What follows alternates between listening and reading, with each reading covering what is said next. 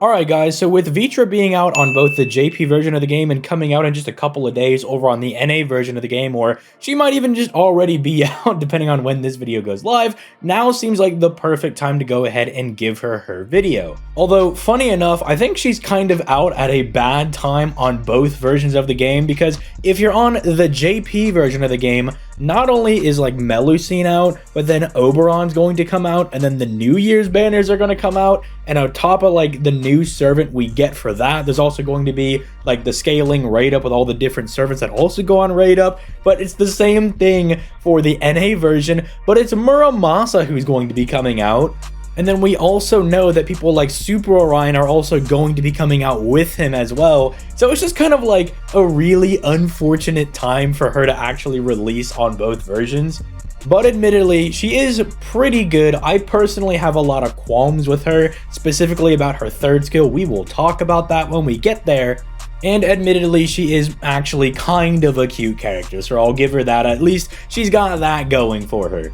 But before we begin, if you have not already, make sure you leave a like on the video and you subscribe to the channel for daily FGO content. Also, make sure you stop by onto the Twitch, because I do stream there every weekday at 6 p.m. Eastern Standard Time. With all that being said, let's go ahead and start diving right into the servant, starting off with her hits. And she's kind of got the hits you would want an art servant to have. Rocking the double quick and the double arts is going to allow her to have some pretty good NP gain, although while the hits are pretty decent, 4 on the quicks, 3 on the arts, the NP gain could realistically be a bit better naturally in my opinion. 0.55% is a little bit on the lower end, but they gave her quite a few ways to kind of buff her NP genning ability, so I guess it's kind of fine. And the star genning, I mean, while it's something she kinda can do, it's really not going to be her focus. Although, admittedly, they did buff Brave Chains and like the quick cards over on the JP version of the game, so she might have a little bit of an easier time when it comes to that. But yeah, expect some crits every now and then. If you can get them on your arts cards, you'll refund a decent bit of your NP, especially if you have some of her skills up. Speaking of, a skill that actually really helps out with that is her first skill, because this is going to give her a 30% arts buff for 3 turns, and it's going to buff the star weight of her arts cards in particular for 1 turn on a 5-turn cooldown. So this is really good because, as I just mentioned, if you're able to get crits on those arts cards, you can get some decent NP refund going, especially if you're using her with, like, say, double Castoria, who's also giving her the NP gain buff. Combined with the fact that this arts card performance buff that she's got going on is not only buffing the damage of her arts cards and her NP, but it's also buffing the NP gain of those arts cards as well. So it's going to help her loop with her NP, and it's also going to help anytime she clicks her arts cards in refunding more of her NP as well. It's a pretty simple skill, but it's pretty nice.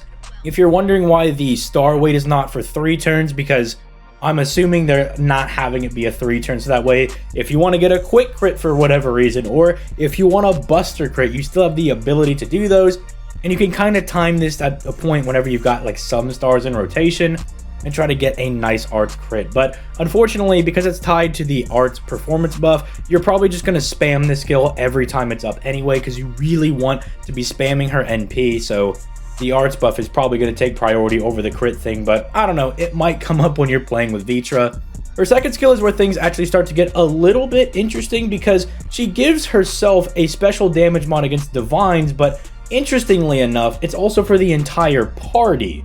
So she's not only like giving herself the ability to double buff, but she's also giving everybody this small 30% special damage mod against divine enemies for 3 turns, while also giving herself a 30% battery.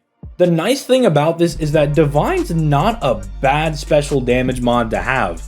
There are quite a few enemies in the game that just have the Divine trait, especially when it comes to servants in particular. It means Vritra can be a little clutch in, like, say, some boss fights where you're fighting a Divine opponent. And it also allows the people around you to do a little bit more damage. Maybe you're taking advantage of that because you have, like, another pseudo DPS / support type servant in rotation as well. Or you just want to turn your Castorias into DPSs for some reason. I mean, they're also getting the attack buff from each other, so hey, they might be able to do a little bit of damage.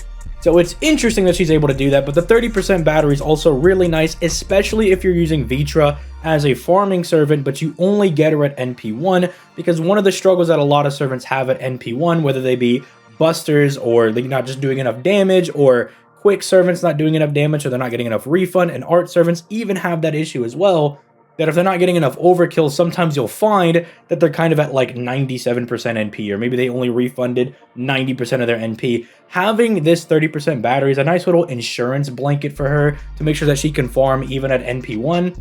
And as someone that's used Vritra for a little over a year on my old JP account, I guess, I don't have her on my new one, but I will say that she is pretty decent at NP1 for farming, and this definitely does come up. It's also very nice for challenge quests or any difficult content, because it's going to allow her to more consistently fire her NP, and because she's got that divine special damage mod, you will be bringing her to some fights because she's really good for them.